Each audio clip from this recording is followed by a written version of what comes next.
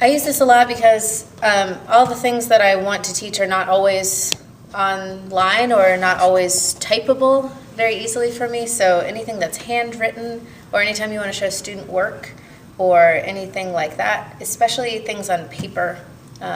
If you want to just take a picture of an object, that works great. But if you want to take a picture of a paper, this is the way to make it really clear text and make it easy to crop and stuff like that. So if you have questions, you could ask Mr. M, or you could ask me, or you could ask Ms. Riggs.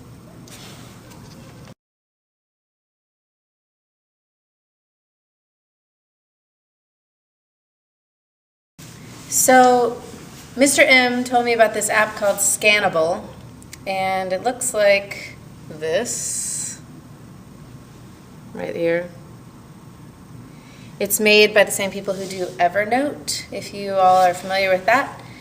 And so the first step is obviously just to download the app from the App Store. It's not available on Android, as far as I know. I think they're probably working on that. So Scannable, I've got it on the iPhone. When you do it, it says looking for document. Yeah.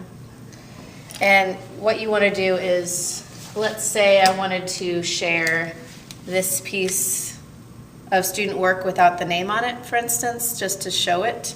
I'd want to place the paper on a dark surface. It picks it up better that way. And it'll say looking for a document. And once it pops up, it suddenly makes it really bright. So it goes from blurry, like a normal picture would be, to really bright. So then you click on the picture. Here we have Victor Andrews and his quiz. And from here, you have some options. Option 1 is to email it. You can also put it in Evernote, put it in your camera roll, send it as a message, export it, more, etc. What I usually do if I'm going to use it with OneNote is I'll save it to the camera roll,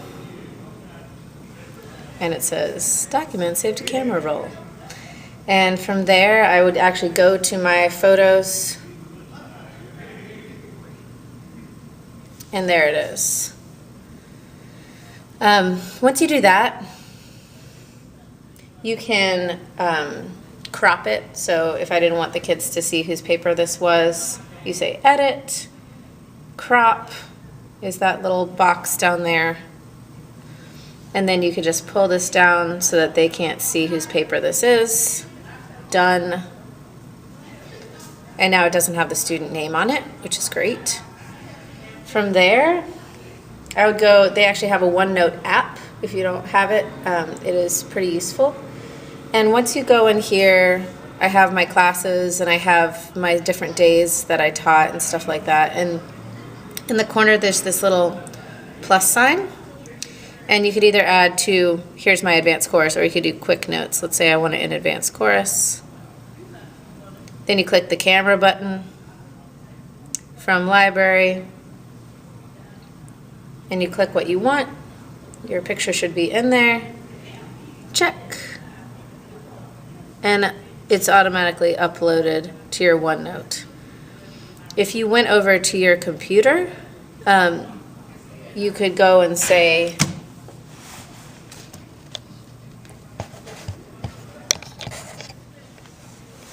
I could go over here to Advanced Course, and I could click this little button that makes it sync. Sync now. And it might take a minute if it's something like a picture, but it doesn't take that long. You can see it working pretty quick. And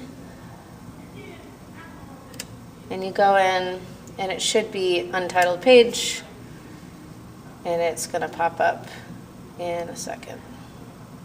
Sometimes it takes a second for it to remember that it exists. There it is. Ta-da!